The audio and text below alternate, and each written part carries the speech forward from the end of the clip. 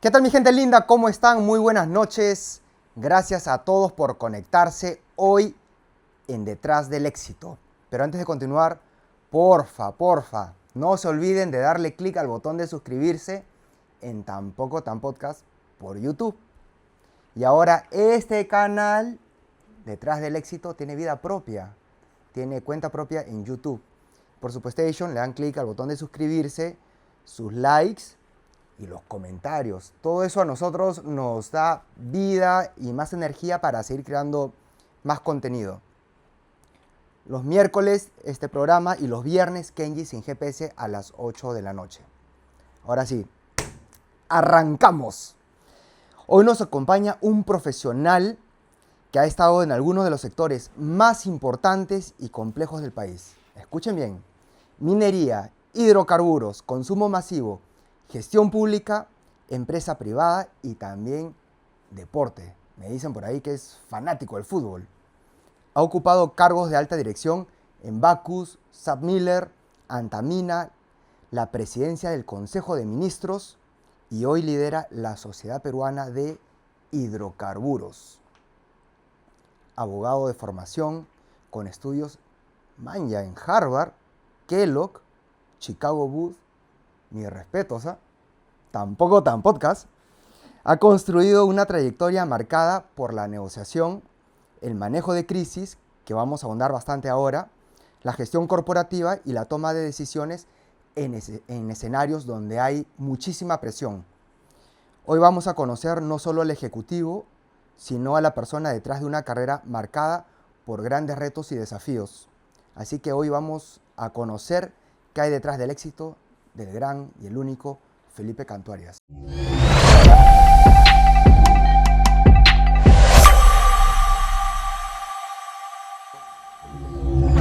Felipe, oye, gracias por estar aquí con nuestra comunidad de emprendedores detrás del éxito. Hay harto joven que nos sigue. Kenji, no, y más bien felicitarte porque esto es una excelente iniciativa y además me encanta tu estilo, porque creo que es la mejor forma de llegar a la gente sobre temas de decisión empresarial, que creo que es muy interesante para mucha gente, pero hay que hacerlo de manera también que nos acerque, ¿no? Porque no le tengan temor a que las decisiones empresariales no están divorciadas también de mucho componente emocional, ¿no? Claro, y las crisis es parte de la vida del ser humano. Oye, Felipe, como he mencionado hace un rato, has pasado por minería, hidrocarburos, consumo masivo, fútbol, medios de comunicación, política, has trabajado en la PCM. ¿Cuál dirías que es el común denominador de trabajar en todos esos sectores? Me refiero al día a día, a las crisis, imponderables, problemas que no tenías mapeado. Mira, es una gran pregunta, Kenji, pero creo que mi experiencia en el sector público y el sector privado me ha permitido entender que en la vida es fundamental siempre actuar con valores, tener consistencia entre lo que uno dice y lo que uno hace, y por otro lado, no subestimar la importancia de la confianza. Creo que en el Perú uno de los grandes retos que tenemos es dejar de lado la enorme desconfianza, que es la que en muchos casos limita la capacidad de tomar decisiones. Y en casos de gestión de crisis, que tienes muy poco tiempo para tomar decisiones, la confianza termina siendo fundamental. Porque al final la confianza es lo que mueve a la gente a decidir de una u otra manera. Entonces, yo lo he aplicado siempre en mi vida. Yo soy un agradecido con Dios de haber tenido tantas oportunidades, de haber servido también a mi patria. Además lo hice durante el gobierno de tu papá, a quien le tengo una enorme admiración. Gracias. Y donde aprendí mucho. Y parte de la experiencia de gestión de crisis la aprendí también trabajando en el gobierno, con ejemplos extraordinarios.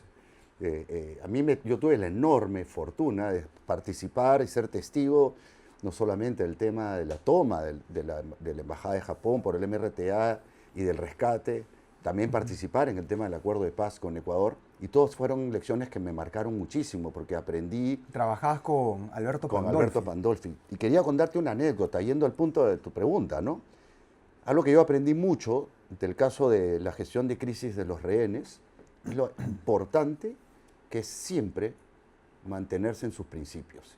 Y te quiero contar esa anécdota porque a mí me marcó mucho que el día que toman la residencia del embajador de Japón, que llama el MRTA con la intención de negociar, estaba toda la familia Fujimori adentro. Claro, estaba mi abuela, Así es. la hermana mayor de mi papá, su hermano menor. Y el presidente Fujimori tomó la decisión de no negociar, no traicionó sus principios. Y eso es fundamental. En la vida, saber actuar con valores, con principios es lo más Con importante. integridad. Con integridad. Tú sabes, Felipe, yo estaba estudiando economía, me habían jalado y mi papá también iba a ir a la embajada. Pero le dice a Absalón Vázquez, Absalón, tiene que sacarse mínimo 15 de nota. Y en ese interín, mientras me estaba dando clases, entra el edecán y le da la noticia, ¿no? La primera noticia era que un grupo de delincuentes se había entrado a la embajada. Pero ya cuando le actualizan la noticia, en esa época no había muchas redes sociales, el edecán le dice, no, no son delincuentes, es el MRTA. Y yo vi el rostro de total calma y serenidad de mi papá, impresionante. Y al día siguiente, cuando Néstor Serpa le lanza el ultimátum, si en 20 minutos no libera a nuestros camaradas, vamos a empezar con la primera víctima. Vamos a desvivir al canciller Francisco Tudela. Y mi papá estaba con todo su consejo de seguridad. Felipe, o sea, la serenidad desbordante que tenía mi papá era increíble. Le dice, ok, si no lo matan, si no lo desviven al canciller, tenemos margen de negociación. Pero si lo desviven, Néstor Serpa sabe que conmigo solo tiene una opción. Se va a la otra vida. Se va a la otra vida.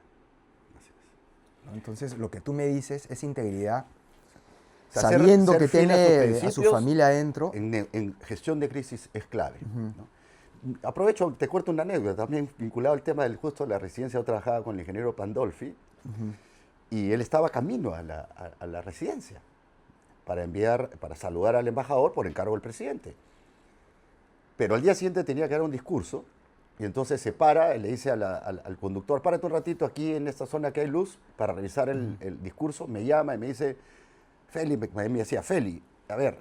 Entonces comenzaba a leer y pedirme los cambios. Y en eso, mientras estamos haciendo los cambios, se acerca la gente de seguridad y le da un código, tenía un código de seguridad, y le dicen, tenemos que evacuar. Me dicen, Feli, te llamo después porque ha pasado algo, te tengo que evacuar. Lo que había ocurrido es que justamente esa demora que había tenido por revisar el discurso le había permitido tomarse un tiempo y evitar llegar justo cuando estaba ocurriendo la toma de la residencia. Entonces, esa anécdota siempre la cuenta él, y le mando un saludo al ingeniero Pandolfi si nos ve. Se salvó de estar adentro, ¿no? Y terminó siendo pues un actor muy importante para acompañar a tu papá en todas las decisiones de la negociación y el rescate de los rehenes, ¿no? Y Felipe, con toda tu experiencia, bueno, hoy en día eres un reconocido especialista en manejo de crisis. ¿Cómo puedes extrapolar toda esa experiencia de manejo de crisis dentro de la actividad pública al sector privado, liderando grandes corporaciones? Mira, un tema importante, Kenji, es que las empresas creen que nunca les va a pasar nada. Es igual que las personas, ¿no es cierto? Muchas de las personas piensan que al final no te va a pasar nada. Y lo que te dice la data es que el 99% de las empresas, las marcas y los ejecutivos tienen una crisis, pero solamente el 1% está preparado. Y la diferencia entre una gestión de crisis efectiva y una mal gestionada es principalmente el nivel de preparación. Y el tema tiene connotaciones importantes, ¿ya? Porque una mala gestión de crisis puede generar varios impactos. Por ejemplo, se puede llevar el valor del negocio.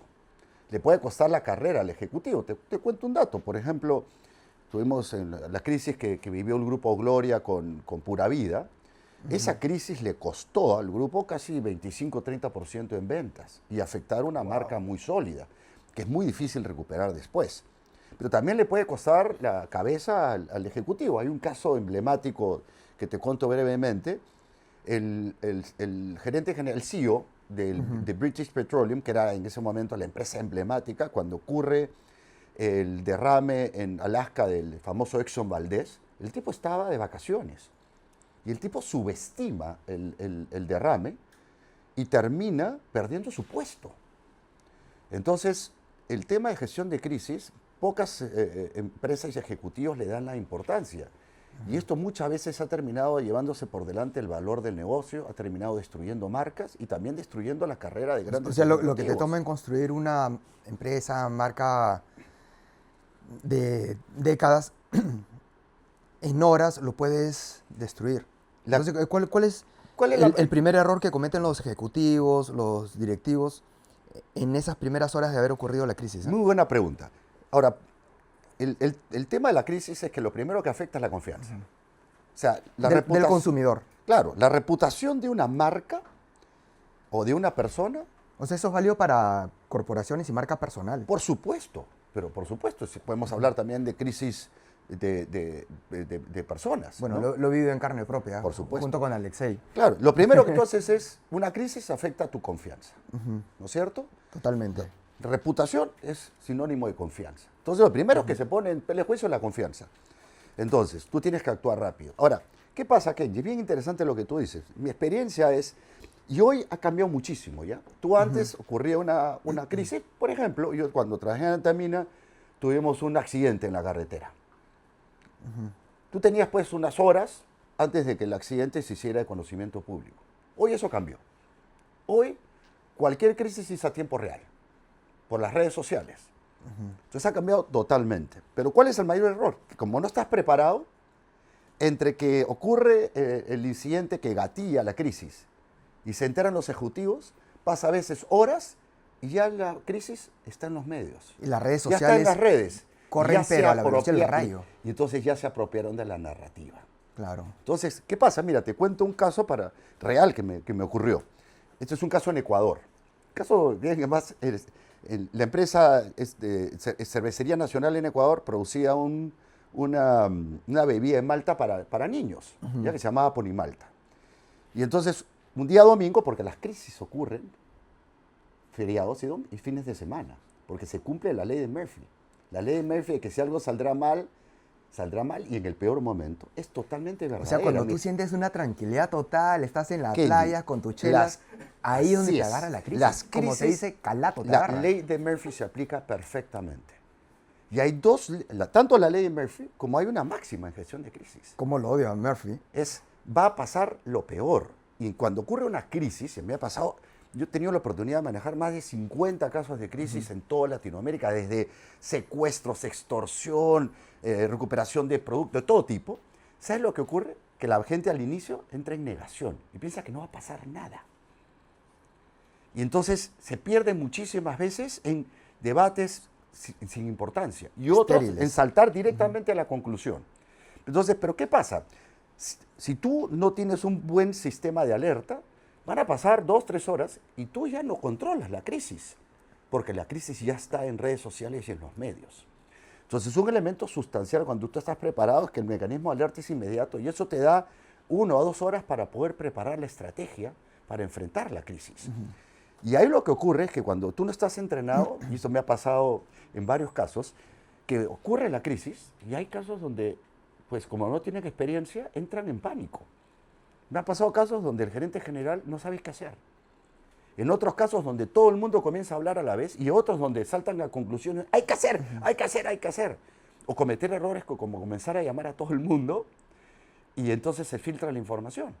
Entonces, el tema más importante es, tú tienes 1 o 2 horas para preparar tu estrategia. Y hoy tienes la gran ventaja, a diferencia del pasado, tu papá no tuvo inteligencia artificial para poder medir el efecto de sus decisiones. Hoy tú sí puedes medir a tiempo real con inteligencia artificial si la estrategia que estás implementando de comunicación y enfrentar la crisis va a ser bien o mal recibida. Inclusive tú puedes O sea, tú puedes microsegmentar las contrastar audiencias. toda esa data antes de tomar el Por go. supuesto. Y además, comienzas a medirlo a tiempo real. Sales y obviamente lo que te dice la experiencia es nunca mientas, nunca una media verdad, nunca digas algo que no puedas sostener. Siempre tienes que mostrarte... Nuevamente lo que tú me dices, la integridad, ¿no? La confianza. Siempre. Y es fundamental, además, que la gente te perciba como alguien honesto. Felipe, o sea, hasta para reconocer errores. Fíjate, tienes que regresando a ser este honesto. ejemplo de Pura Vida que me marcó mucho, es un caso bien interesante, ¿ya? Porque lo acusaban a Pura Vida de una publicidad engañosa. Y resulta que ellos lo sabían aprobado. La autoridad lo había aprobado poner la vaquita. Pero ¿qué pasa? Los consumidores percibían que los habían engañado. Entonces había una brecha entre la realidad y la percepción. Y el hecho de que Gloria entendiera de que es fundamental gestionar la percepción, tomó tiempo. ¿Qué pasó en el interín? La crisis escaló. La crisis escaló porque los consumidores, clientes y consumidores percibieron que la empresa estaba actuando con arrogancia. ¿Cuándo se detuvo la crisis? El día que salió Gloria, pidió disculpas y se comprometió con sus clientes y consumidores a mejorar la comunicación. Claro, lo que pasa es que muchas empresas dicen, yo no he hecho nada malo. Y lo que no están entendiendo es que el día de hoy la crisis está en el plano de las percepciones. Y las percepciones no siempre tienen un correlato en la realidad. Entonces, a mí me ha pasado a estar con muchos accionistas y gerentes generales que me dicen, pero yo no he hecho nada malo, yo he cumplido con la ley. Sí, pues, pero la percepción de todos los actores, de la opinión pública y la narrativa que han puesto en redes sociales es distinta. Oye, Felipe, o sea, quien controla la narrativa en esos primeros segundos es el que campeona. Claro, porque por eso es tan importante trabajar esas primeras 2 horas en la estrategia. Porque si tú eres el que lideras la narrativa, claro, entonces tú eres el que vas a estar en capacidad de más bien ir gestionando la crisis de una manera distinta. Claro. Si tú tienes que salir a responder, ya sales perdiendo. Oye, porque si te pusieron una narrativa negativa, tú tienes que salir a decir, no, no es así. En lugar de poder salir con una narrativa positiva de, por ejemplo, reconocer, explicar lo que pasó, señalar que vas a actuar con total integridad, que si hay un accidente, lo primero que te preocupas es por la gente, ¿no? Entonces, eso es, en gestión de crisis, si tú no actúas de manera inmediata y entiendes de que lo más importante es gestionar la percepción, entonces lo más probable es que termines contribuyendo a que escale la crisis, claro, ¿no? Y lo que tú me dices es válido tanto para el sector privado y el sector público. Totalmente. ¿No? Mira, hay cuántas crisis en el sector público. También me quedo con lo que me dices de la ley de Murphy, que siempre te agarra calato. Y el tema, Kenji, es que muchas veces las crisis tienen otras connotaciones. No solamente el impacto que puede tener en la reputación de la marca, del ejecutivo, sino también puede tener connotaciones legales. Por ejemplo, a mí me tocó en un caso que siempre dicto ahí en la Escuela de Negocios, es cuando yo estaba en Antamina, un día viernes, al final del día, nos entra una llamada y el gerente general nos dice, incorpora el comité de crisis. ¿Qué ha pasado? Me acaba de llamar el gerente de operaciones de la mina, nos ha dicho que la presa de relaves, tú sabes que todas las minas tienen una presa de relaves, pero esta es una presa de relaves y de agua. Tiene unas rajaduras. Y no sabes si son superficiales o estructurales. Entonces la primera pregunta es, bueno, ¿y qué riesgo hay? No, bueno, que si es una rajadura estructural, se puede romper la presa. Y las presas se rompen. Ha pasado varios casos. Claro. Bueno, y si se rompe, ¿qué podría pasar? Bueno, se puede matar a 5.000, 6.000 personas que están en la cuenca baja. ¿Qué hacemos? Y entonces tomar decisión en ese momento de qué cosa hacer. ¿Tú sabes cuál fue la decisión que cuál fue el argumento que gatilló la decisión de qué cosa hacer? Te doy un poco de contexto. Tomar decisión implicaba parar la operación, que costaba $20 millones diarios, era explicarle a los accionistas, y decían, vamos a perder nuestra licencia social, porque las comunidades nos van a decir, no, de ninguna manera, yo no quiero que tú sigas operando. Pero ¿tú sabes cuál fue el argumento o la pregunta que gatilló la decisión? Con la información que tenemos nosotros ahora, si nuestra familia viviera en la cuenca baja, ¿qué haríamos? ¿Qué harías? O sea, Felipe, si tú sabes que hay un riesgo ser más empático. Por eso, si tú sabes que hay un riesgo de que la presa se pueda romper y tú te va a tomar una semana saber si eso es así o no y tu familia vive debajo, pues la decisión que vas a tomar es, los tengo que evacuar, ¿no es cierto? Claro. Tienes efectivamente actuar con empatía. Con empatía. Y mira lo que pasó. En 4 horas evacuamos a todo el mundo, los llevamos al campamento. Pero tanto cuesta ser empático, ponerte en los zapatos Pero del es que, fíjate, en crisis, lo que tú te vas a encontrar es que, y te estoy haciendo la historia corta, en esa discusión había el financiero y otros decían, no, esto nos va a costar $20 millones, y imagínate la percepción de los inversionistas, vamos a hacer el papelón. ¿Y la vida dónde queda? ¿Y la vida de las personas claro, dónde queda? Entonces, ¿qué pasa? ¿Cuál es la lección? Al final, inteligencia artificial te puede ayudar, puedes tener el grupo más experto, pero las mejores decisiones en gestión de crisis son aquellas que se basan en ponerse en el lado del otro. Porque cuando tú te pones en el lado del cliente, el consumidor, que te está diciendo que no está satisfecho contigo y tú entiendes y eres simpático con él, generalmente vas a poder generar una conexión emocional que te permita resolver el problema. Pero llegar a ese punto, Kenji, es difícil, porque eso tiene que ver con inteligencia emocional. Lo que tú encuentras en muchos de los equipos gerenciales es que el tema de la inteligencia emocional queda de lado y se ponen a hacer la tarea y como robotitos piensan que lo que se trata simplemente es no, identificar riesgos y evitar que estos ocurran y no se ponen de lado de las personas. Entonces, este caso me marcó mucho porque ocurrió todo lo contrario a lo que pensaba. Al contrario, la comunidad, ¿sabe lo que nos dijo?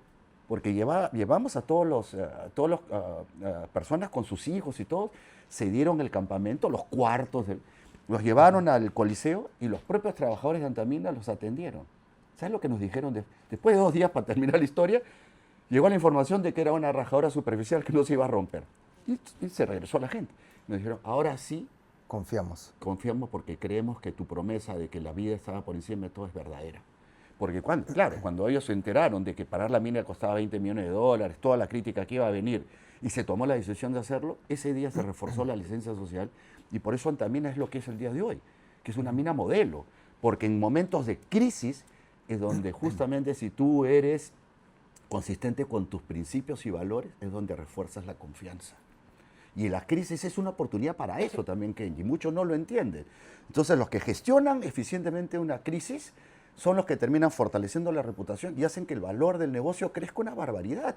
Hay muchos casos de crisis. Hay un caso emblemático de Johnson, que tuvo que hacer una recuperación por un producto defectuoso, que uno diría, recuperar un producto defectuoso me va a matar la marca, las ventas y todo. Lo hizo de tal manera, generó tal empatía con la gente, que al contrario, la gente dijo, ahora sí yo voy a comprar todos los productos de Eso Johnson. fue por los aceites de bebé, creo, ¿no? Claro, y ese es un poco lo que te marca. Te marca casos de crisis así, pero también te marca casos de crisis donde ocurre todo lo contrario, donde traicionas tus principios y valores. Un caso emblemático es ese de Volkswagen, con el famoso caso de las emisiones de carbono. Tú sabes que hace unos años Volkswagen saca un vehículo a diésel. Tú sabes que el diésel es más contaminante que la gasolina y que otras formas de energía. Y lograron sacar este vehículo que cumplía con los estándares de emisiones. Todo el mundo dijo, esto es una maravilla, y fue un récord de ventas. Pero la gente decía, no puede ser. Entonces una universidad hizo una investigación y descubrió que habían falseado el software para que arrojara otros resultados.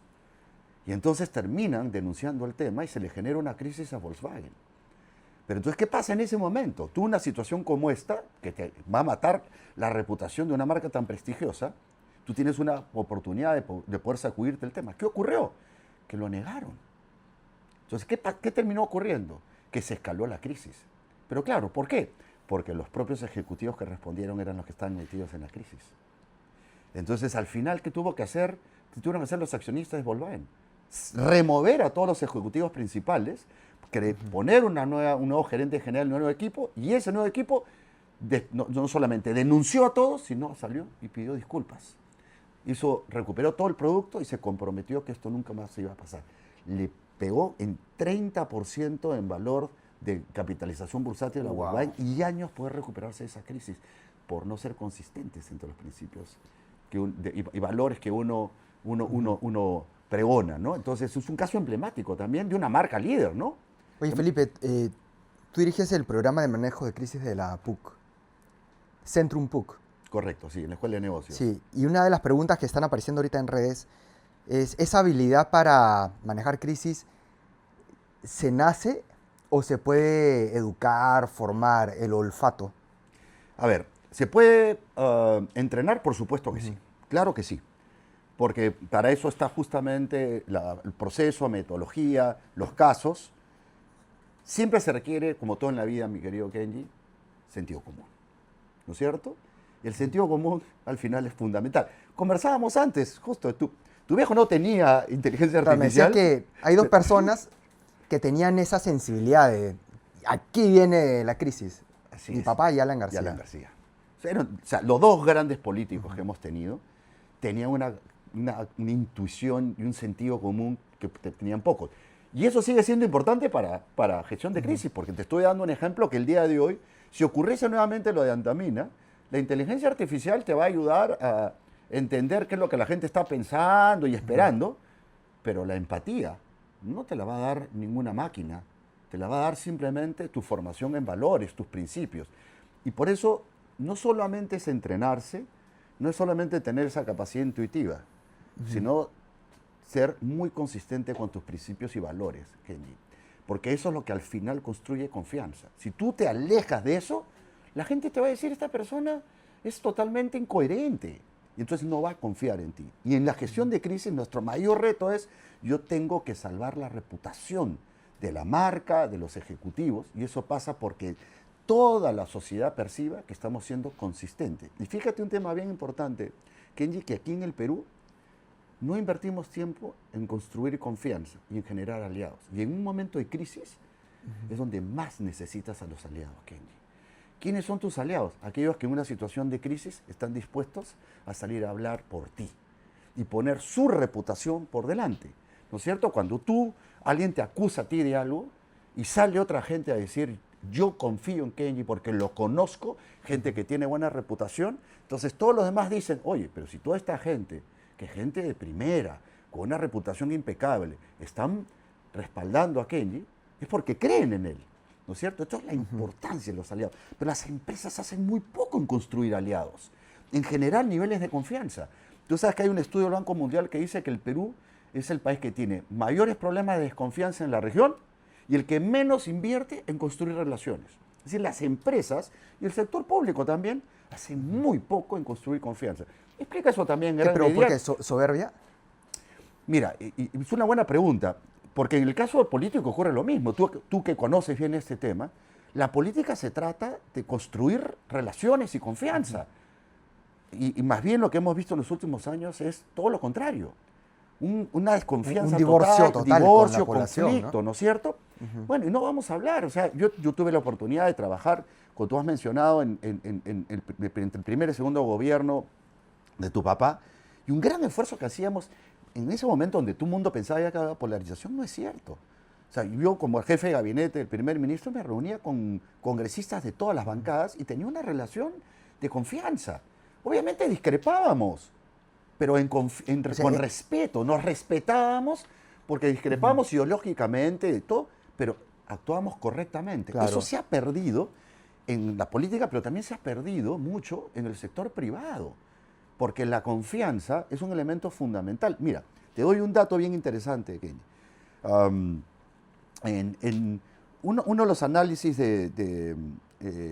sobre el tema de lo que se llama capital social. Capital social es un concepto que permite medir el nivel de confianza en la sociedad, ¿ya? Es decir, las sociedades donde hay más confianza, donde hay más solidaridad, son las que realmente se han desarrollado. Entonces, cuando tú haces un análisis de por qué los países de Europa, Estados Unidos, son desarrollados y nosotros en Sudamérica seguimos siendo países tercermundistas, es porque no hay confianza y no hay solidaridad. Y ese nivel de capital social en el Perú no ha cambiado. Entonces, o hacemos un esfuerzo en construir confianza, o lo que va a ocurrir es en una situación de crisis, estás solo, pues. Oye, Felipe, ahora que tú me hablas de países de Europa, yo creo que el país donde prima más la confianza, la credibilidad, la empatía, no está en Europa, sino en Asia, Japón. Mira, muy buen ejemplo. Es una sociedad muy empática. Totalmente. ¿Y por qué es una sociedad desarrollada? Porque es una ciudad confianza. solidaria, de confianza, ¿no es cierto? Porque tienen capital social. Claro, y eso lo vemos ahora en el Mundial, ¿no? Termina el partido y limpian el estadio. Y los japonesitos empiezan a limpiar el estadio. Empiezan a limpiar el estadio. Pero no solamente eso. En sociedades más desarrolladas, mi hijo vive en Londres y el otro día deja el celular en el tren. Desesperado, regresa a cosas perdidas, está su celular ahí. Tú sabes, O sea, esas cosas que el día de hoy parecen menores, marcan muchísimo claro, la pauta de una marca la sociedad. diferencia. Claro, pero fíjate, y regresando al tema de crisis, cuando tú tienes una crisis, Kenji, es ahí donde tú necesitas tus aliados, donde necesitas gente que pueda decir lo que efectivamente esta marca es una empresa correcta, es una marca correcta. Todo el mundo va a tener una crisis en su vida. Todo el mundo se puede equivocar. Todo el mundo se puede equivocar. La diferencia es cómo percibe la sociedad tu respuesta frente a esa equivocación, ¿no es cierto? Y cómo te has comportado durante mucho tiempo. Por eso es que la reputación de las empresas y las marcas es tan importante. Es Porque el si activo tú- más importante, es el ¿no? activo La más importante. reputación. Y a veces no lo entendemos así. Y entonces la gestión de crisis lo que busca es eso. Lo que busca es proteger, cautelar esa reputación. Ahora, si tú no manejas bien tu crisis y terminas más bien generando más malestar en la gente, la crisis va a escalar y te va a pegar durísimo. Y en las crisis tú sabes que tú tienes una etapa de generación, que es la que tú al inicio, que es donde más o menos puedes controlar, y ahí la crisis escala y entra lo que se llama la furia de la tormenta. Y esa es una cosa que imagino que tú también, tu crisis personal lo has vivido, que es, llega un momento donde dices, ¿y esto cuándo va a parar? Ahorita vamos a hablar de la furia de la tormenta, Felipe. Está recontra interesante. Felipe, tú diriges el programa de manejo de crisis de la PUC, Centrum. Profesor, horas y horas de vuelo manejando situaciones de crisis en el sector público, privado. Pero, ¿cuál es la lección que debe de tener el líder, el ejecutivo, el director de la empresa, que tiene que tener así grabado, preparado, antes de que llegue la siguiente crisis? Bueno, primero estar preparado. O sea, porque si tú estás preparado, mira, si tú estás preparado, vas a poder reaccionar Entonces más estamos hablando de rápido. cultura de prevención. Una primera cultura de prevención, que en el Perú estamos muy mal. Además, aportas de un nuevo fenómeno del niño, no hay demostración que en el Perú... Estamos en rojo. Claro, y las empresas también tienen que tener prevención. ¿Por qué? Porque cuando tú estás preparado en todo orden de cosas, ¿no es cierto? Sabes qué es lo que va a venir y cómo lo tienes que gestionar. Lo segundo es que cuando tú eres un líder que estás preparado para enfrentar situaciones complejas, actúas con cabeza fría. O sea, entiendes que no es el momento para lamentarte, no es para decir, ¿por qué nosotros? ¿No es cierto? Sino es, ¿qué podemos hacer para contenerlo? Entonces, un líder, en un momento de crisis, tiene que destacar por enfocado en la tarea, cabeza fría y, sobre todo, seguir el procedimiento. Porque para eso te sirve el entrenamiento. Porque te da un marco lógico de... Y hay un protocolo. Por supuesto, porque fíjate, lo primero que tú tienes que hacer en escaso tiempo es construir la mayor cantidad de información. Va a ser imposible que sepas todo, pero necesitas la mayor cantidad de información. ¿Qué pasa? ¿Cuáles son los errores frecuentes en gestión de crisis? Que todo el mundo salta a conclusiones con información insuficiente. Todo el mundo quiere saltar a conclusiones de frente y salir a implementar. O sea, aparecen los opinólogos, Claro. los todistas. Y ahí es donde escala la crisis. Entonces, lo más importante es consolidar la mayor cantidad de información en un breve plazo, digerir esa información, producirla y decir, ok, lo que nos ha pasado es esto. Bueno, entonces, ¿qué tenemos que hacer? Tenemos que salir a responder. Ok, Kenji, ¿tú qué vas a hacer? Ya, Felipe, ¿tú qué vas a hacer? Distribuir las tareas y entender muy claramente que tienes una sola oportunidad al inicio de marcar la pauta. Porque si tú sales y tú lideras la narrativa antes que el tema sea de conocimiento público en redes o por medios de comunicación, entonces tú tienes la capacidad de dar la primera impresión. Y esa primera impresión es muy importante. Yo siempre decía, hemos visto muchos casos, ¿no? Me acuerdo uno reciente, en el caso de Interbank, con el tema el hackeo y lo demás, donde al final es un tema de confianza, nuevamente, estoy en el sitio correcto. Yo le decía, qué importante es la impresión que tú generas, ¿no? Entonces sacaron un video del gerente general, joven, brillante además, a quien yo conozco, pero le decían cometió un error gravísimo. Pues, si tú estás en un momento de crisis, tienes que no solamente tener un mensaje claro, empático, sino dar la imagen de que realmente me das seguridad y confianza, ¿no es cierto? Claro, y en ese caso lo que él salió es en sport, con su chaleco, como cualquier persona de la calle, y la gente se imagina pues un banquero, terno, corbata, ¿no es cierto?, una reunión con todo ese equipo, a mí dice, esta gente me da confianza. Entonces, a veces, en gestión de crisis, subestimamos, primero, que las imágenes son fundamentales, y hoy más que nunca, porque todo lo que tú vayas a proyectar va a salir en todas las plataformas digitales. Va a salir en TikTok, y tú que eres un campeón con el tema. Sabes que el mensaje corto, pero la imagen y la forma como lo proyectas es fundamental, ¿no es cierto? Entonces, descuidamos muchas veces eso. Si tú lideras esa primera parte, es muy probable que puedas controlar la crisis y que no escale. Claro. Porque si escala la crisis, es ahí donde vienen todos los problemas, ¿no? Claro. Y Felipe, y en los momentos, por ejemplo, más críticos, ya la crisis ha escalado y todo el mundo quiere opinar, vienen todo tipo de asesores. ¿Tú cómo logras identificar esa es la persona idónea, correcta, la que está dando el input, la data necesaria para, digamos, mitigar y corregir, ¿no? Mira, yo siempre señalo, si el equipo no está preparado, es fundamental traer a alguien que tiene la experiencia para hacerlo. Alguien externo. Claro, a mí me han llamado varias veces como experto, es decir, no sabemos cómo gestionar la crisis, ayúdanos. Entonces hay un tema de confianza ahí, donde lo que, claro, en muchos casos lo que uno tiene que hacer como experto es más bien darle soporte al gerente general para que mantenga su liderazgo. Entonces, si el gerente general confía en ti, él va a consultar y va a ir tomando las decisiones. Ese es el mejor modelo, porque eso además contribuye, los casos de crisis también, que son una gran oportunidad para fortalecer el equipo. El equipo gerencial en ese momento se une mucho, porque te vas a pasar horas, madrugadas, todos juntos, y te van a pasar todo tipo de anécdotas en ese momento, ¿no? Porque mientras estás esperando qué cosa pasa, qué cosa es lo que hay que hacer, pues comienzan todas las anécdotas y las experiencias personales y te une mucho, porque hay algo que en ese momento hace que todo el equipo, inclusive la gente que es introvertida, comience a abrirse, porque claro, hay un componente emocional muy fuerte, porque la incertidumbre es un factor de adrenalina muy grande. Entonces la gente realmente está tan angustiada en el momento que comienza a abrir sus sentimientos. Es un efecto...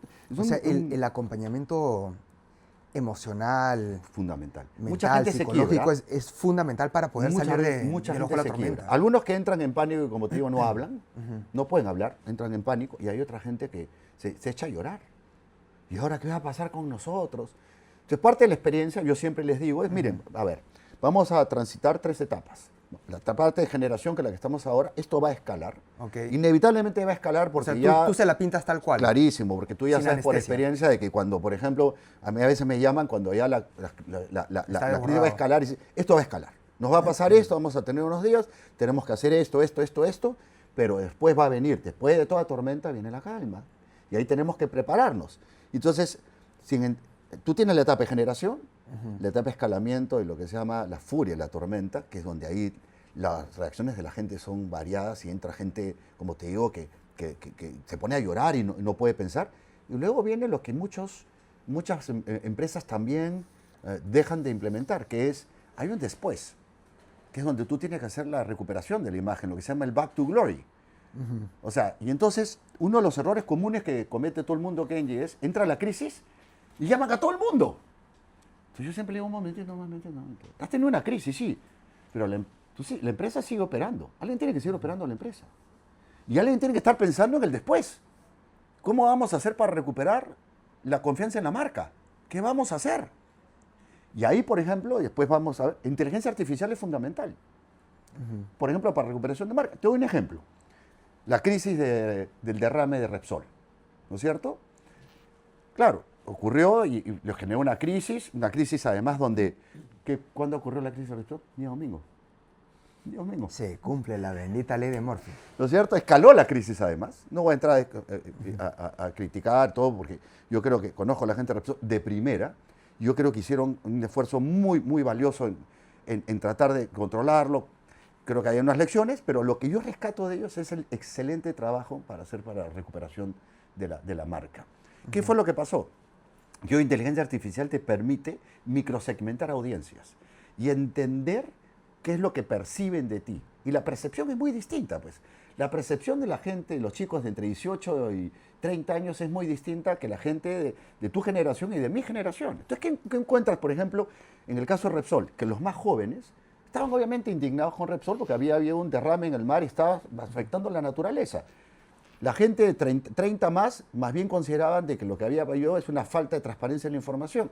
Y a nuestra gente, en nuestro caso, el tema era, oye, tienes que pues cumple con todas las víctimas. Entonces, una comunicación microsegmentada, tomando no solamente mensajes claros, sino acciones concretas. Por ejemplo, ¿no? Para los jóvenes, para tú restaurar tu imagen, era indispensable que la gente percibiera que Repsol se convertía en el adalid de la defensa del medio ambiente y del océano. Entonces la gente, cuando comenzó a ver que Repsol pidió disculpas, entendió el mensaje y comenzó a trabajar en defender el medio ambiente y el océano, lo perdonó.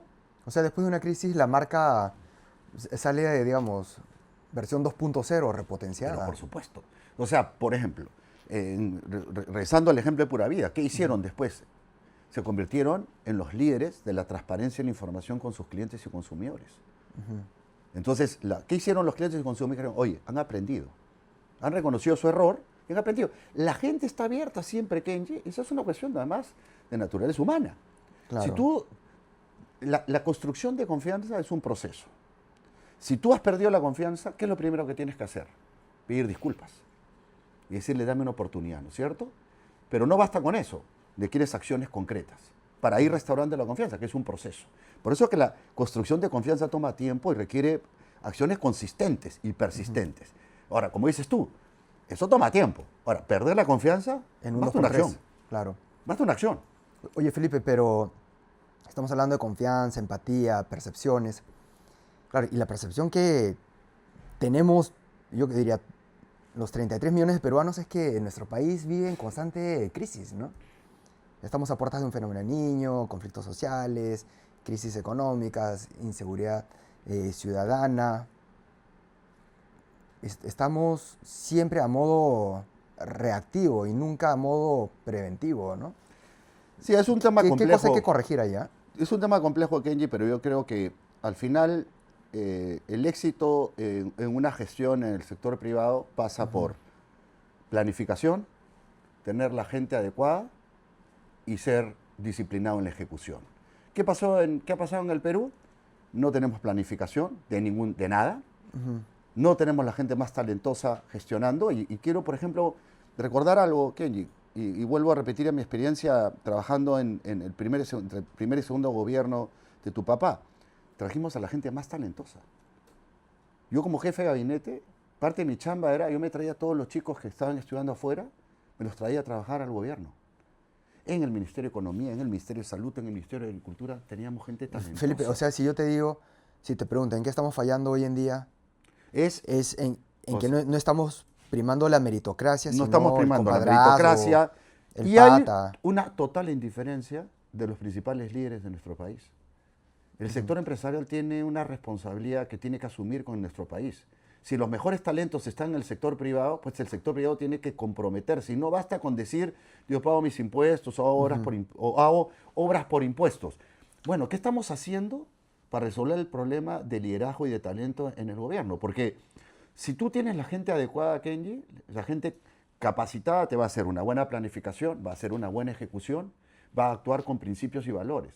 Pero ¿qué ha pasado? Que todo el mundo le rehuye a la política, porque como hablamos al principio, se han roto todos los códigos. Está el nivel de desinstitucionalización en la política. Claro, que hay personas que están en la actividad privada y tienen miedo de ingresar a la política, y ¿no? te lo digo. Porque terminan con juicios penales. Claro, ayer me preguntaba un amigo y me decía, ¿y tú, si es que en este gobierno aceptarías ser ministro? Yo le decía, sí, porque ya me tocó la hora a mí, como una persona que cree que tiene que contribuir con su país, hacer el esfuerzo. Ahora, no solamente tenemos que ser varios, porque si nosotros no nos comprometemos con nuestro país, entonces no nos podemos seguir quejando. Y esto va a continuar. Kenji, no puede ser posible que la gente más capaz de nuestro país no se comprometa a resolver los problemas principales que tenemos. Y esto no es un tema solamente de, sí, yo sé que es difícil, tú has vivido el tema de la política y dices, ¿sabes qué? Yo prefiero no saber nada con el tema. Pero creo que si tú tienes un colectivo grande de gente honesta, que piensa bien, que está realmente comprometida con el país, estás mucho más protegido.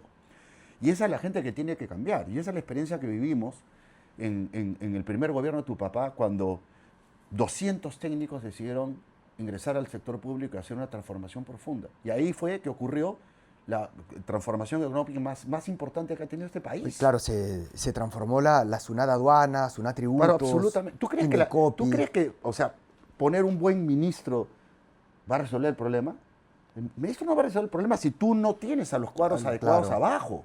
Tú necesitas mucha gente talentosa. Pero entonces, ¿por qué el talento vino a trabajar con tu papá?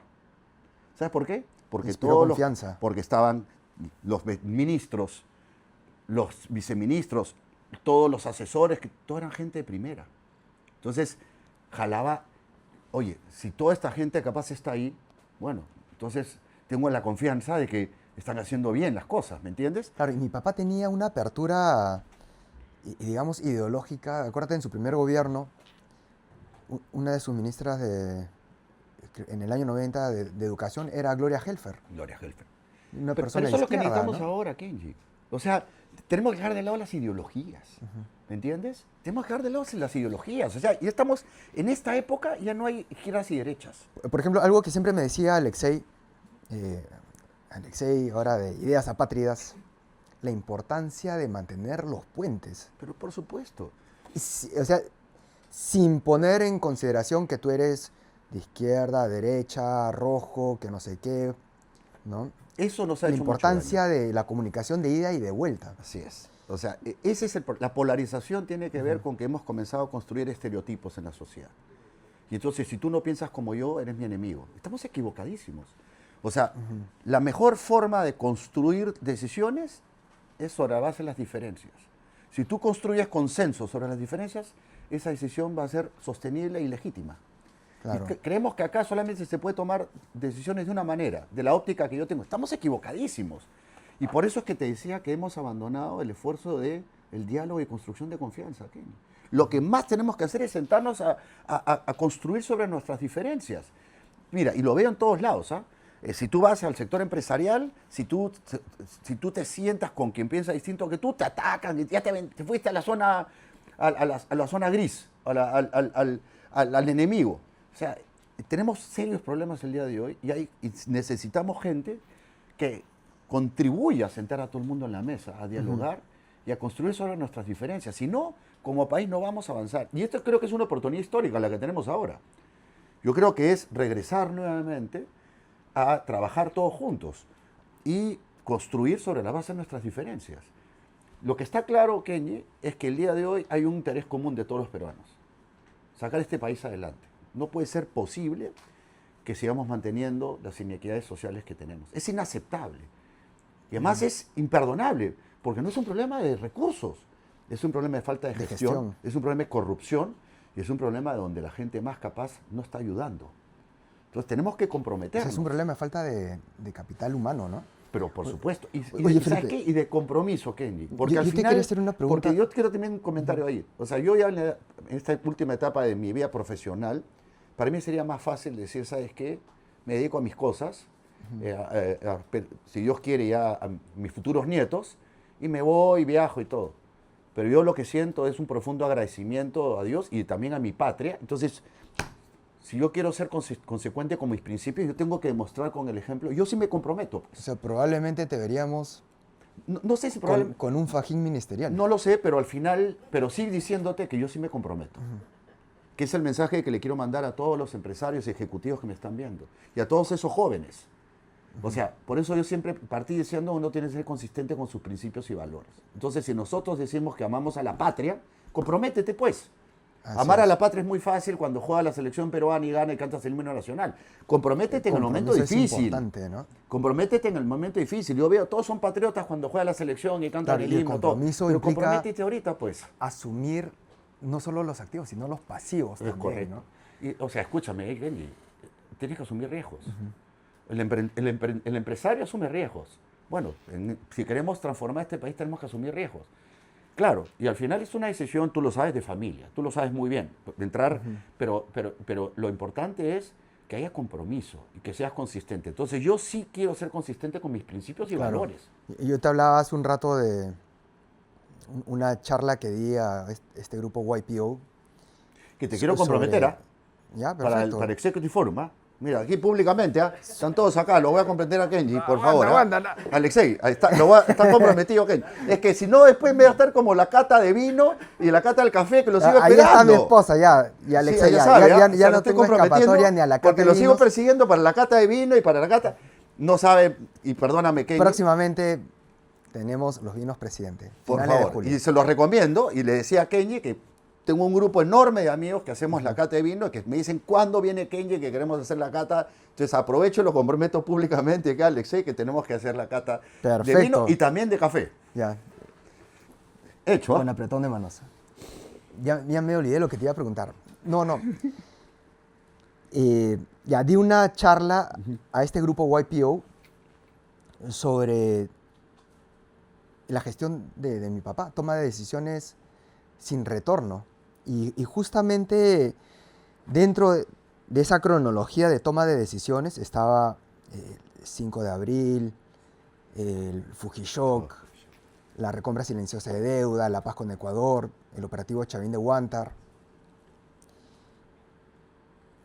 Y en todas esas decisiones había mucha carga emocional, muchísima, y mucho control de narrativa, percepciones. Pero ¿a qué voy?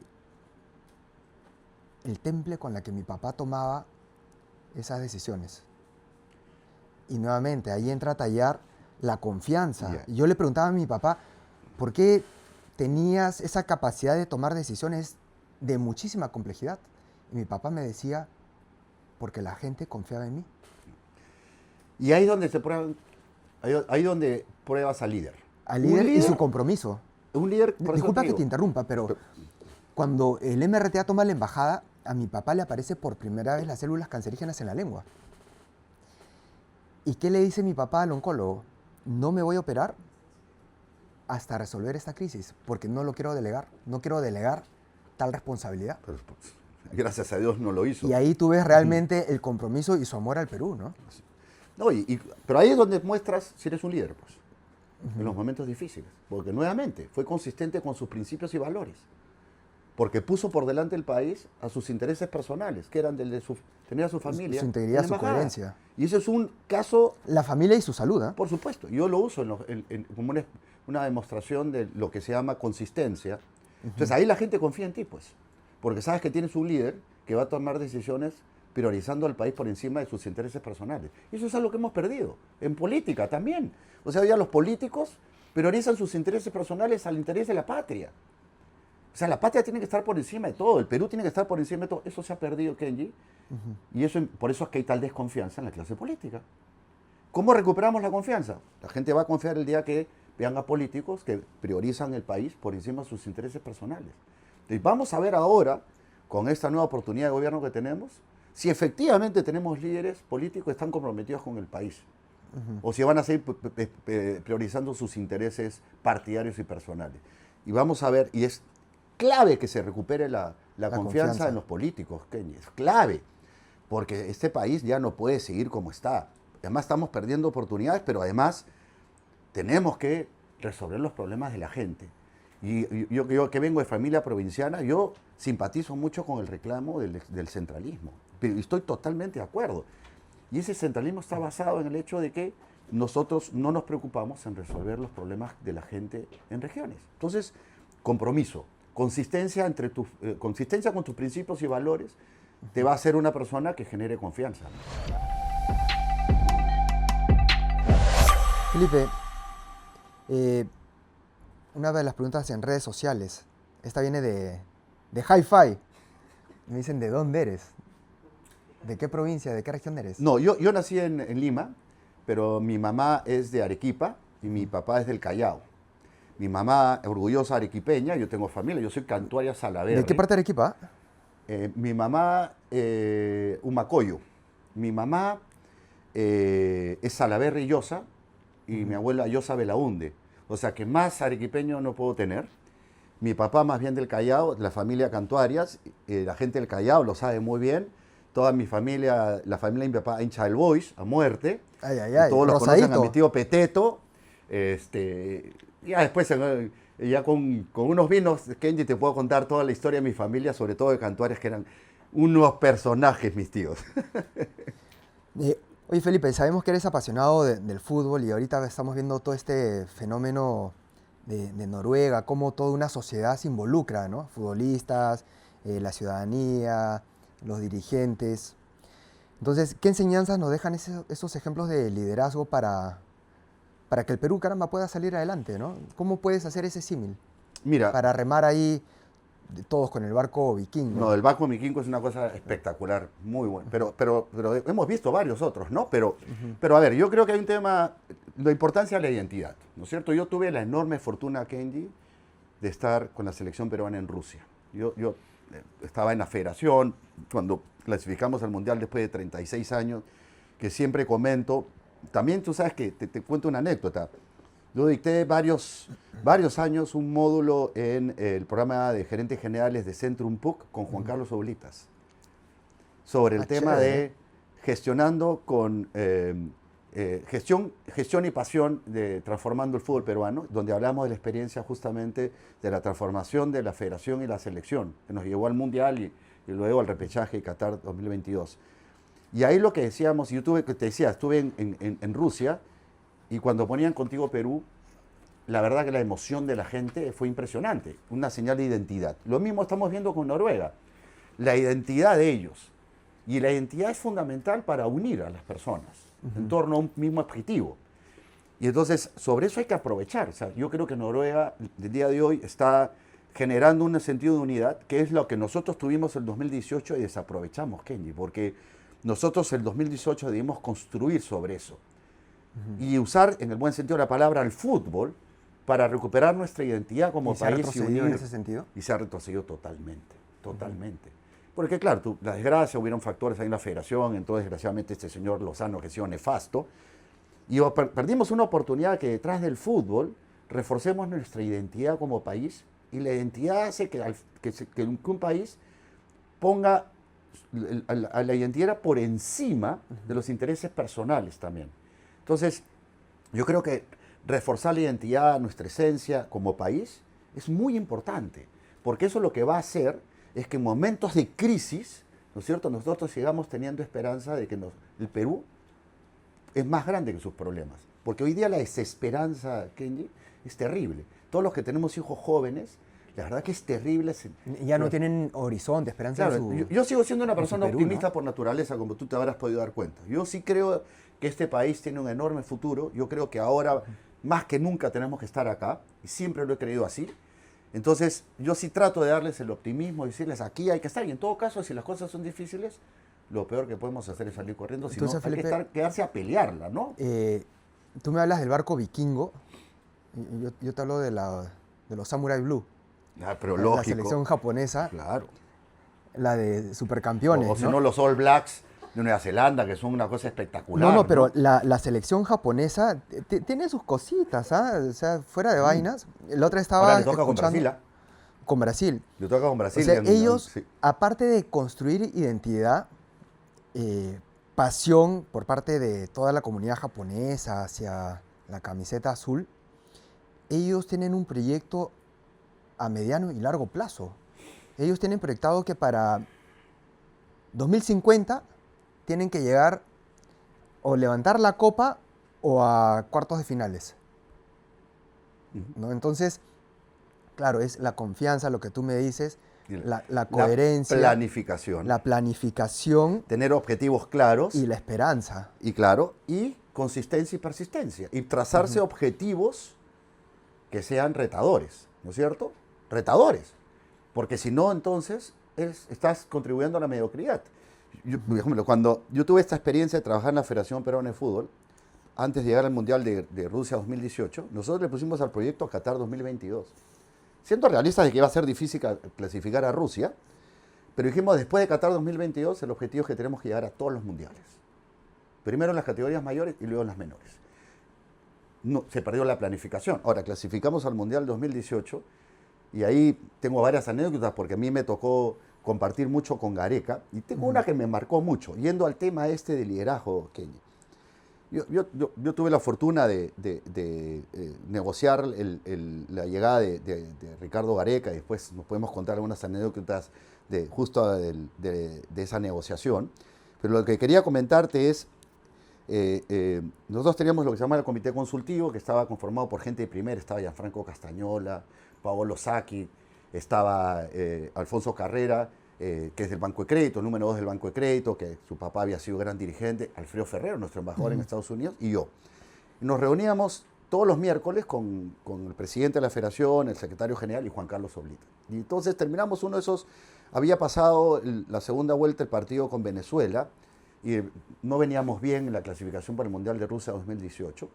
Entonces, después de la reunión, nos vamos a cenar, me invita Edwin, y me siento al costado de Ricardo, y le digo, Ricardo, quiero comentarte que por el lado del comité consultivo estamos muy contentos porque estamos cumpliendo todas las metas de recuperar la identidad, de que nuevamente tengamos un equipo de élite, que la gente vuelva a creer, que vuelva a haber confianza en que podemos hacerlo. Y él me agarra el brazo y me dice, Che Felipe, vamos a ir al Mundial, me dice. Entonces yo le cambio el tema, me agarra más fuerte y me dice, Che Felipe, vamos a ir a Rusia 2018. Y eso me marcó mucho. Llegué a mi casa y le dije, mira lo que me ha pasado con Ricardo. Y llegamos al Mundial de Rusia 2018. Fíjate el liderazgo. Obviamente la convicción y el liderazgo de Gareca empujó a todo el mundo. Entonces el líder en momentos difíciles son fundamentales. Ahí se ve de qué madera está hecho, Claro, ¿no? y escúchame, ahí yo te voy a ser honesto, yo no tenía tanta confianza como él que iba a ser. Y llegamos a Rusia 2018. Entonces esas son señales, o mejor dicho, demostraciones de liderazgo, ¿no? Felipe, ¿y eres pata de Gareca? Sí, claro, sí. Yo puedo decir que sí. Así como yo me he comprometido para hacer la cata de vinos, ir a la charla de los ejecutivos, y dile al Tigre para que esté acá también. Pues. Por Sí, supuesto. ¿no? Creo Sería que chévere, ¿no? Creo que ahorita no puede Alexei porque tiene un compromiso con otro canal, pero terminando esto, que me dijo que era después del Mundial, yo te comprometo y va a estar encantado porque más Ricardo es un tipo extraordinario. Extraordinario. Genji. Es más, si me permites contarte una anécdota justo que lo que te quería decir, para contratar a Gareca hubo que ir a negociar con él en Argentina.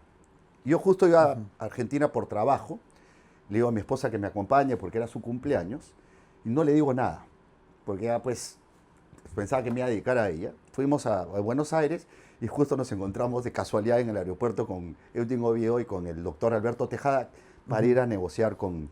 Entonces le digo, Edwin Oviedo en el avión se da cuenta del tema y dice, oye, tu esposa Vicky está molesta. No. ¿Dónde le gusta cenar a Vicky? En Cabañas Las Lilas, ahí en Puerto Madero. Ya, dile que mañana le invito a cenar ahí. Entonces le digo, nos ha invitado Edwin a cenar a Cabañas Las Lilas. ¡Qué buena gente! Bueno, nosotros llegamos a cenar a Cabañas Las Lilas y me estaba esperando mi amigo Papelito Cáceres, que vivía en Buenos Aires. En ese momento nos demoramos. Y cuando llegamos a la mesa, no solamente estaba Edwin Oviedo, el doctor Tejas, sino había un pelucón rubio y otra persona más. Entonces le digo, no. Ese es Ricardo Gareca, que estamos viendo de negociar para que llegue. Entonces Juan Carlos ahorita me ha dicho, tú no te regresas de Buenos Aires sin cerrar con Ricardo. Entonces, bueno, comencé a conversar con Ricardo todo, y llega un momento que después ya habíamos tomado unos vinos de que hable pues Ricardo. Y Ricardo comienza a hablar, como él, muy elocuente, además habla muy bien, porque yo creo en el jugador peruano, yo creo que se le puede transformar. Todo muy bien, todos felices, contentos, y en eso mi esposa levanta la mano. Le dice, Ricardo, ¿no? Tú sabes que pues lo peor que le puedes decir ni siquiera te acuerdas de mi nombre. Mira, muy bonito tu discurso, pero al jugador peruano no lo vas a transformar así nomás. El jugador peruano tiene tales problemas. Mientras mi esposa hablaba, pues Edwin sudaba. Yo decía, Oblitas me mata. Y entonces Ricardo lo escucha con mucha atención, termina de hablar mi esposa y le dice, Vicky, como mi esposa, tú tienes toda la razón. Nadie transforma con la retórica. Uno transforma con el ejemplo, con el trabajo y con el compromiso. Y eso es lo que yo vengo a ofrecer. La respuesta fue espectacular. En ese momento yo recuerdo que le dije a Juan Carlos, la decisión de traer a Gareca es la correcta. No, de ahí no cerramos esa noche porque económicamente estábamos lejos, después cerramos unos días después. Y te cuento una anécdota más, una más que después se la vas a contar. El último día de negociación nos separaban $100.000, ¿ya? Del comando técnico. Pero entonces viene el abogado de Ricardo y dice, Ricardo está dispuesto a resignar los $100.000 a cambio de un bono por clasificar el Mundial de Rusia. Empezamos Edwin y yo. ¿Cuál crees que fue nuestra reacción? Pues cerramos. Edwin Oviedo, pues zorro viejo, dice, vamos a llamar a Juan Carlos Oblitas. Entonces lo llamamos a Juan Carlos, ¿tú crees que fue la reacción de Juan Carlos? ¡Cierra ya, pero de una vez!, ¿no? Entonces, ponlo por escrito, ¿ya? Y eso es importante decírtelo porque, claro, cerramos todo perfecto, maravilloso. Y 3 días antes del partido de vuelta con Nueva Zelanda, comenzamos a revisar los premios. Por clasificar al Mundial te daban $8 millones, ¿cómo lo ibas a distribuir? Y claro, cuando comenzamos a ver eso, dijimos, pero ahí no está el bono de Ricardo. Y apareció el regreso, pues, ¿no? Entonces Edwin voltea y me dice, sí, pues, efectivamente. Y se lo vamos a pagar con el mayor gusto. Pero fíjate esa anécdota, que claro, en ese momento firma. O sea, Oye, Felipe, pero ¿qué tal seguridad por de supuesto, Ricardo, él, no? él resignó a cambio de un bono a clasificar al Mundial de Rusia. Y nosotros, Juan Carlos, Edwin y yo, dijimos, "Ay, por supuesto, ¿no? Pero ¿qué tal autoconfianza Por supuesto. para Pero ese decirte esto va a ocurrir? Eso es liderazgo, pues. Cuando tú tienes convicción, tú esto lo transmites a la gente. Y entonces al final terminamos, y la anécdota es, pues terminamos pagando el bono, y con justa razón, y se lo ganó muy bien todo.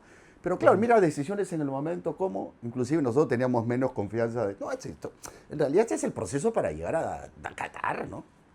Claro. Y nos llevó a Rusia 2018, que fue, creo, un momento muy importante para el país, ¿no? De cómo el deporte une. Ahora, tú sabes, lo del barco vikingo, mira cómo une a Noruega, ¿no? Sobre la base de su identidad, ¿no? El barco vikingo, la Blue Samurai. Felipe, vamos a entrar a un segmento de ping pong con las preguntas de toda nuestra comunidad de Tampoco Tan Podcast detrás del éxito y Kenji sin GPS.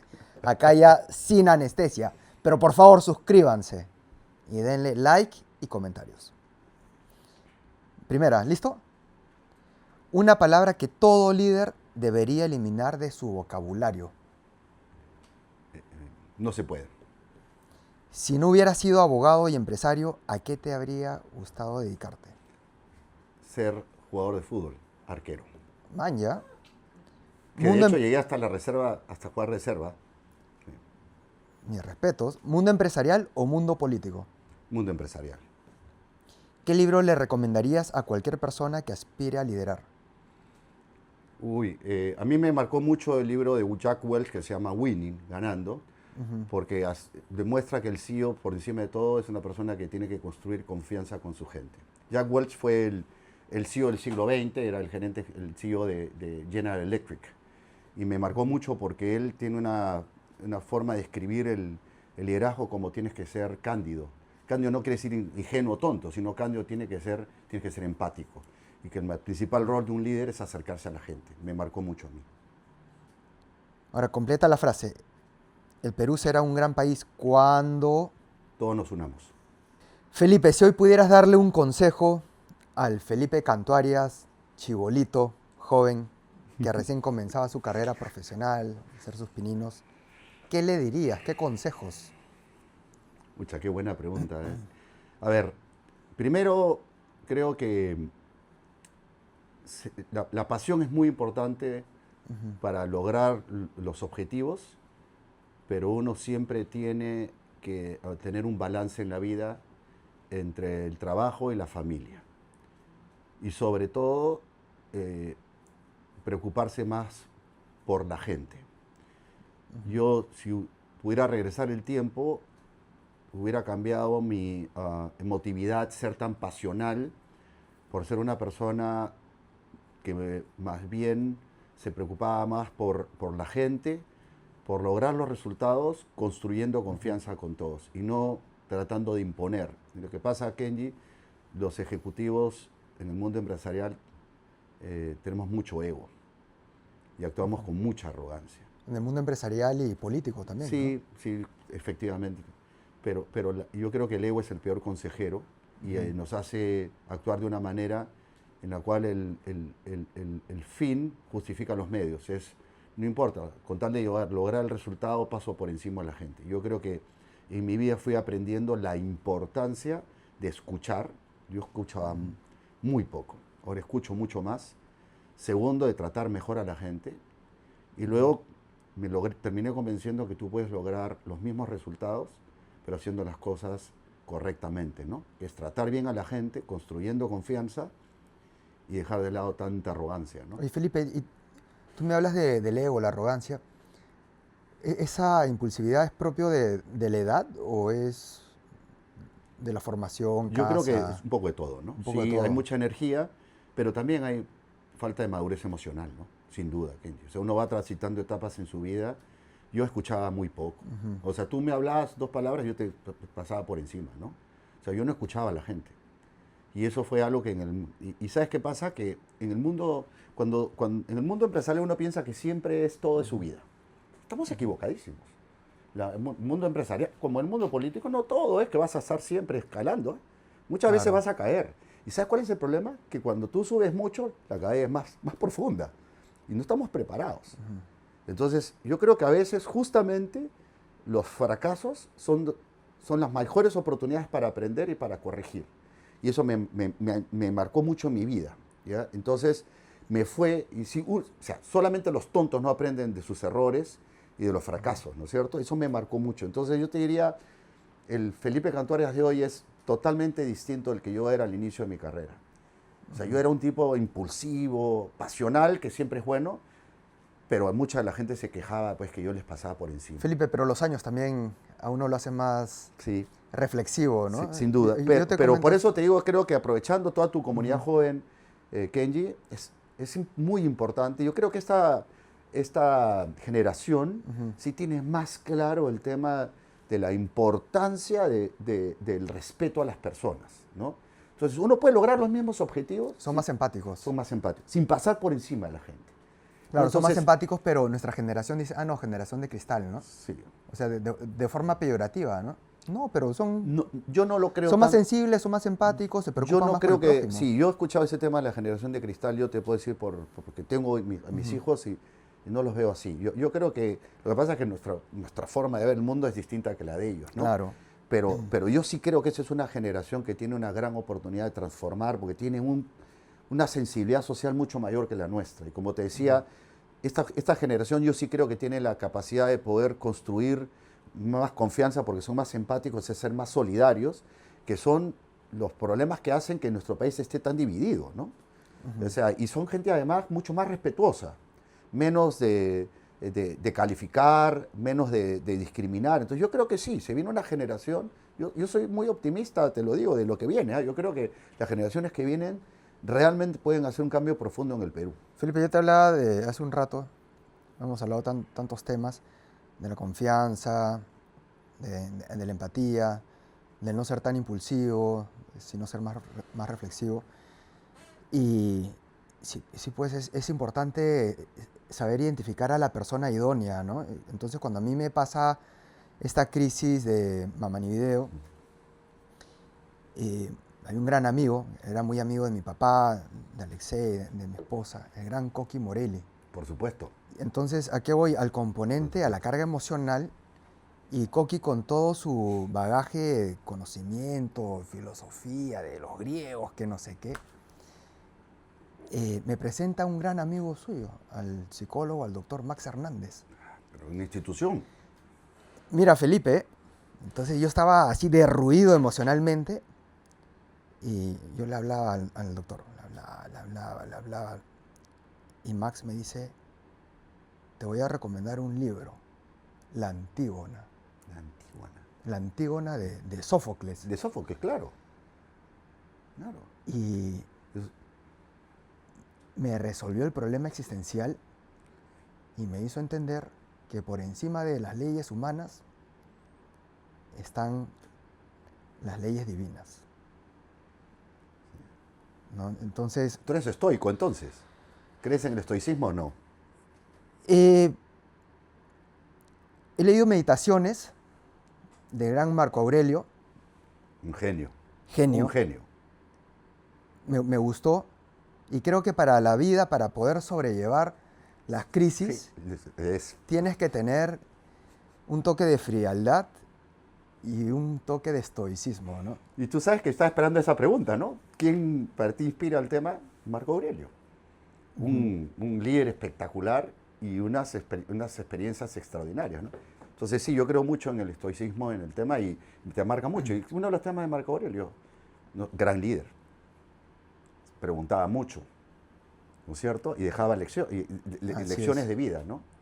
Que Brillante, creo, ¿ah? Brillante, sin duda, brillante, ¿no? O sea, Brillante. y creo que en ese sentido dejar un legado. Y ahora, tú mencionabas, Kenji, la importancia de haber tenido un apoyo, ¿no? Tú sabes que ya, y quizás para los más jóvenes, todos los emprendedores más jóvenes, ¿cómo es la etapa en la vida, no? Ahora yo en esta etapa más bien invierto mucho mi tiempo en dar mentoría y coaching, ¿no? En ayudar a muchos jóvenes que están transitando etapas como la que yo viví, ¿no? Me recuerdo recientemente hacerle una mentoría a un ejecutivo brillante, joven, que tiene unos problemas con su jefe, que se sentía maltratado y además tenía una serie de problemas personales. Y entonces ayudarlo a gestionar todo eso.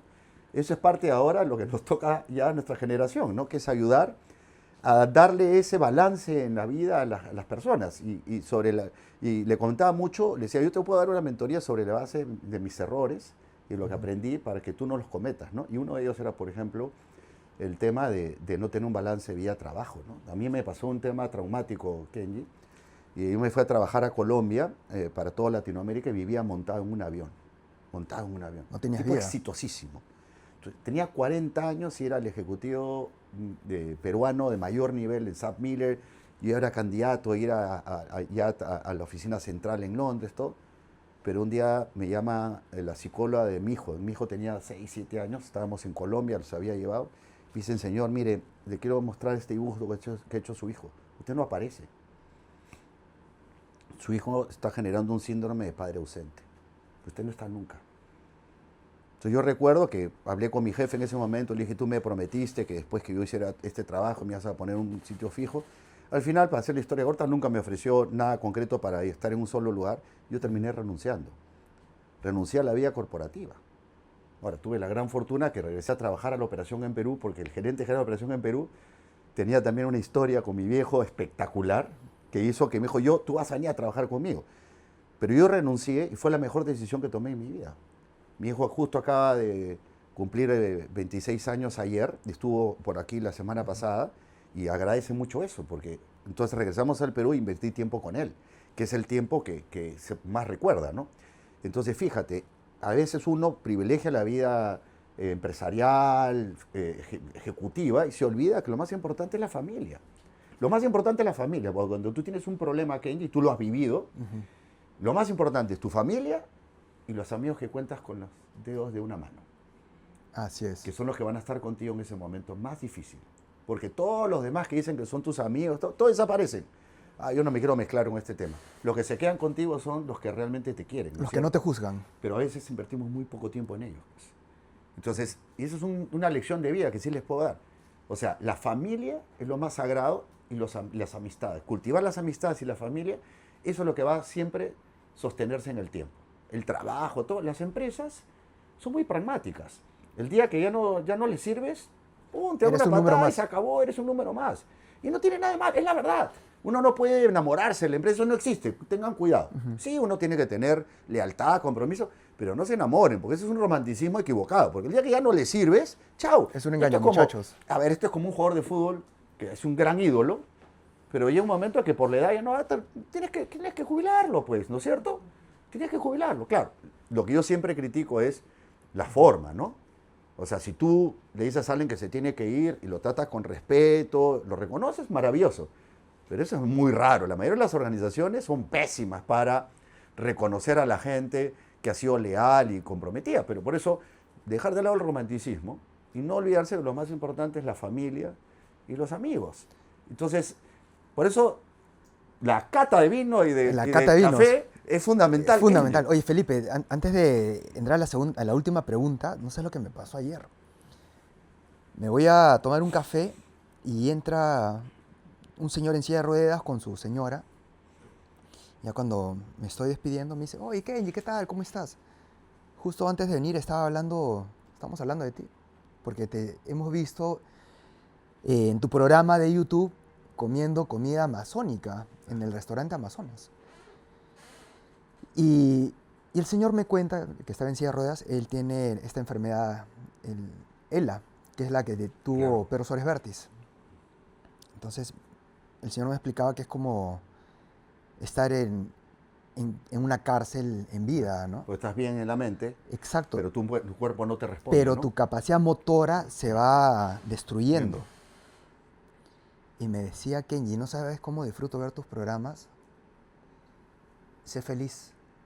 El estrés mata. Sí. Vive tu día a día, cada segundo de vida. El principal activo que tiene el hombre es el tiempo. Y ya para culminar, Felipe, la ultimita, con todas tus horas de vuelo, tu experiencia en el mundo profesional, minero, hidrocarburos, fútbol, ¿Qué es el éxito para Felipe Canto Arias?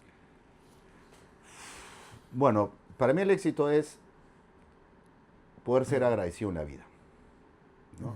Primero, llegar a mi edad y poder mirar a los ojos a la gente, darles un buen ejemplo a mis hijos, que ellos se sientan orgullosos de que tienen un padre que es una persona correcta, con valores, y principalmente que pueda ser consistente con mis principios y valores. Para mí eso es el éxito. Lo demás, que si ganaste mucha plata, que si estuviste en la mejor posición, eso es momentáneo.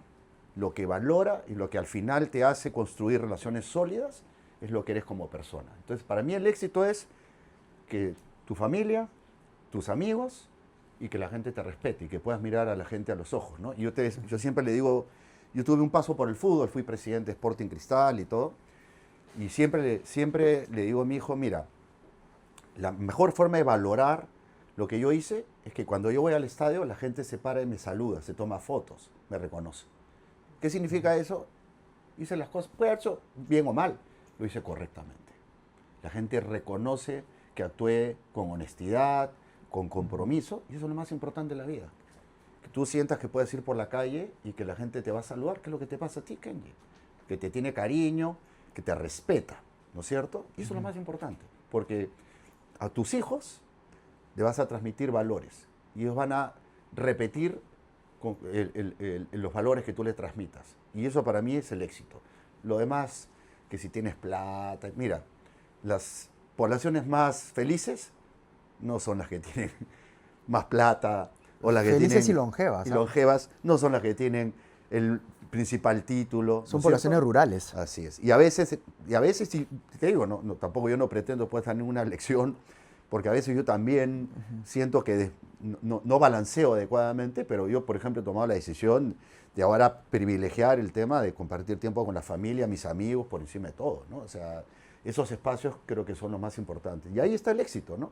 Que tú te puedas, el día de que a todos nos va a tocar partir, la gente te recuerde con cariño, con amor, ¿no es cierto? Digan, fue una buena persona, ¿no? Yo creo que ese es para mí el título más importante del éxito, ¿no? Fue una buena persona, ¿no?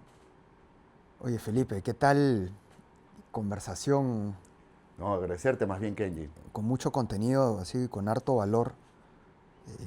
Y estoy seguro que toda nuestra comunidad ha quedado gratamente así deleitada, ¿no? Y sobre todo, caramba, que has dicho así sin anestesia, como dicen los mexicanos, la neta, ¿no? La neta, así es. Siempre la coherencia y la honestidad por delante, ¿no? No tratar de camuflarla, no tratar de sacarle la vuelta a las situaciones de crisis. Correcto. Y esa es la principal lección, ¿no? La reputación La reputación. no significa otra cosa que confianza. ¿Y la confianza se basa en qué? De ser consistente y coherente con tus principios y valores. Y a medida que hemos ido conversando, no sé, Felipe, pero se me venía siempre la imagen de mi viejo. ¿Será porque has trabajado con él en la PSM con el ingeniero Alberto Pandolfi? Hemos puesto los ejemplos de mi papá, pero algo que me dijo mi papá antes de morir, la mejor inversión de vida es viaja. Sí. Viaja, viaja. Conoce otras culturas. Porque te da una visión así, Totalmente. te hace ser más empático y aparte, cuando uno parte a la otra vida, lo que dejas son recuerdos, Recuerdos, ¿no? así es. El compartir esos recuerdos. Gracias, Felipe. No, Kenji, muchas gracias a ti. Tu paso, ¿ah? Gracias.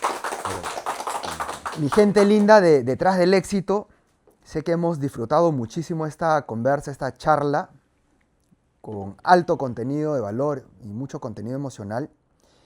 Y no se olviden de suscribirse, por favor. Lunes, Tampoco Tan Podcast, 8 de la noche. Miércoles, Detrás del Éxito.